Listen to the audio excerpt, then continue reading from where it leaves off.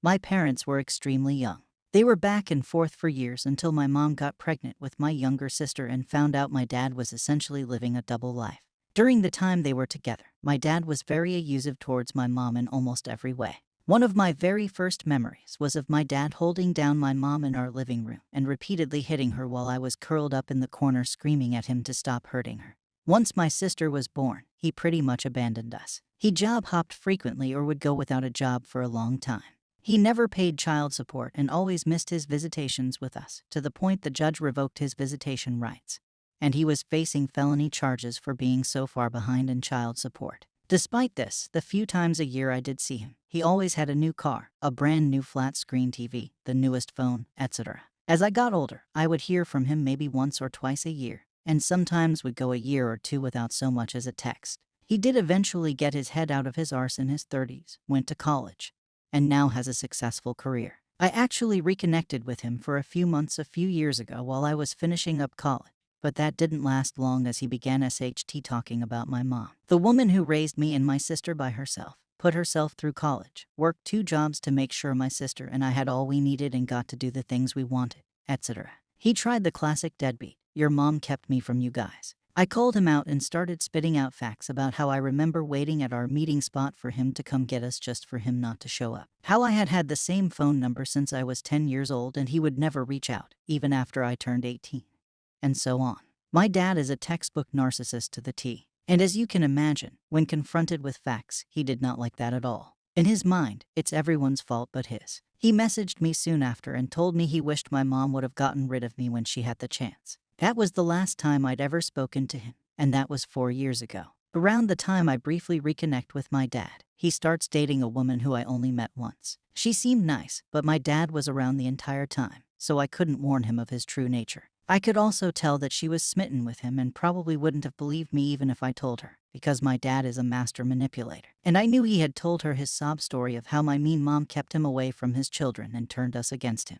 They ended up getting married a few years ago after I cut him out of my life for good, and they had a daughter who is now a toddler. Now, my younger sister and I are thicker than thieves and are always together, so it does sadden me that I will more than likely never have a relationship with my other sister. Now to the outing part. About a month ago, I got a Facebook message from a woman I didn't know. She said she was my dad's mother-in-law and basically shamed me for not attempting a relationship with my sister. Mind you, I am in my mid-20s with my own life, and she is 3. She also said that now that I'm an adult, maybe I could have a mature conversation with your dad and try and see things from his perspective. It may change the way you feel about him. Now I knew that no matter what I told her, she wouldn't believe me. My dad is too charming and too good at playing the victim. So instead, I asked for her address so I could show her something. I sent her a 20-page letter about all the reasons I didn't have anything to do with my dad. I detailed the abuse I had witnessed, how he cheated on my mom and left us with no money living out of her car, how he never showed up for his visits, etc.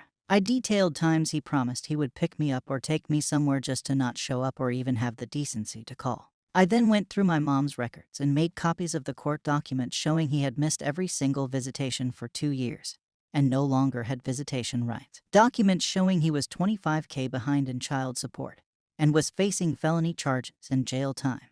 And documents showing where he had asked the judge if he could sign all rights to his children over so he won't have to pay. I also got printouts of old police records where my dad beat up my mom and pictures my grandma took of my mom after he beat her. I also sent printouts of messages my dad has sent my mom, like the time she asked if he could help buy my sister and me winter coats.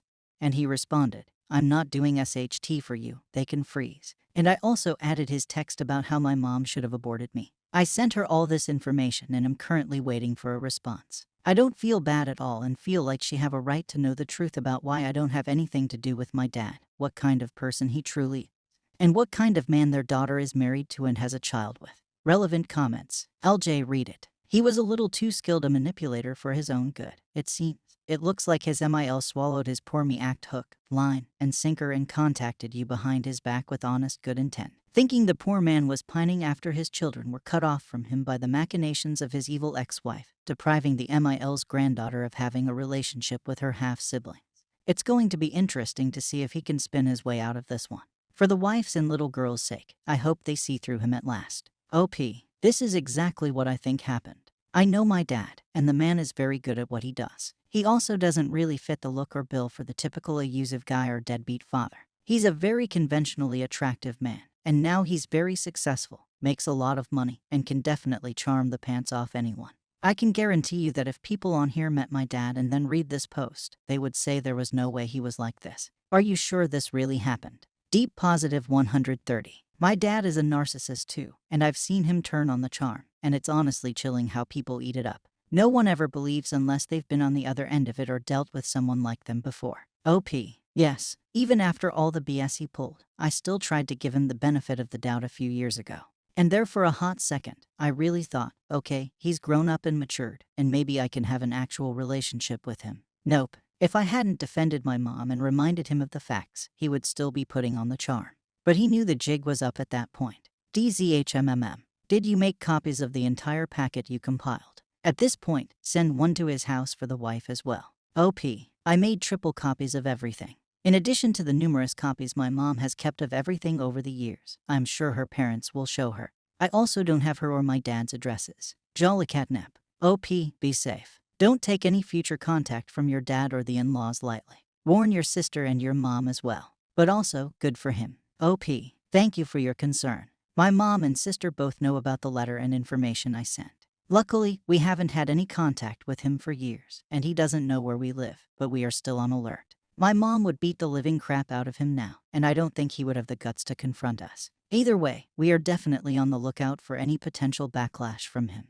Update. I got a letter from the in-laws today. The letter was written by the father-in-law. He started off the letter by apologizing to me for his wife's intrusion on my privacy, and for possibly opening up any old wounds that he's sure I wish to move on from. He went on to say that he and his wife were shocked, devastated, at a loss for words, and feel like a rug has been pulled out from under them would be the understatement of the century. And that, as you can imagine, this is not the story we have been told the last 5 years. He told me they 1000% believed me. He said that, being honest, he always thought it was a huge red flag that my dad's highly successful grown children had nothing to do with him and that none of his family seemed to have anything to do with him either. He said that he told his daughter when she and my dad were engaged that she needed to look into this more and possibly reach out because something wasn't right, and he felt like she wasn't getting the full story. He told me that when reading my letter, he identified with a lot of my experiences with my dad because his dad was also the same way, and because of that, he had always promised himself he would always take care of his family.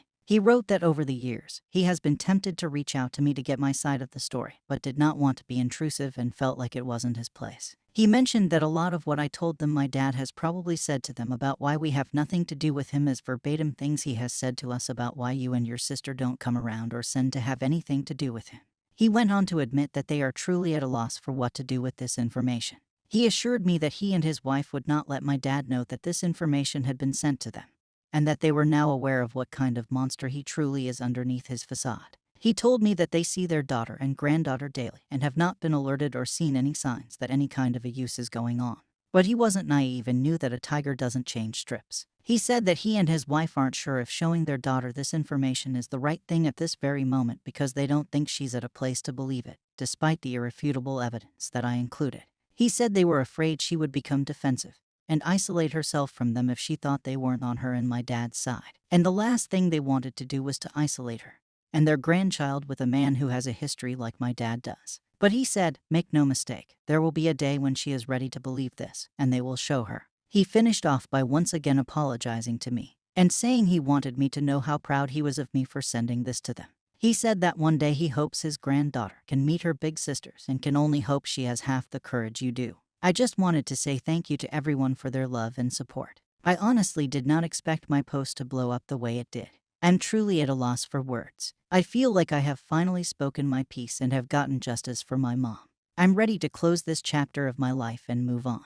Relevant comments. 6 Soul Glitch. Why do they believe that showing her the physical proof you offered, which is far more than enough evidence, would drive her away? OP.